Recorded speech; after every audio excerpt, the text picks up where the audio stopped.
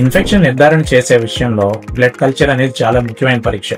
మనం చాలా సార్లు బ్లడ్ కల్చర్ చేయడానికి టైం తీసుకుంటుందనే ఉద్దేశంతో తొందరపడే యాంటీబయాటిక్స్ మింగుతూ ఉంటాం. కానీ ఒకవేళ జ్వరం తీవ్రంగా ఉన్నా, ఒకవేళ ఆ వ్యక్తికి పదే పదే జ్వరం వస్తూ ఉన్నా ఖచ్చితంగా బ్లడ్ కల్చర్ చేయండి.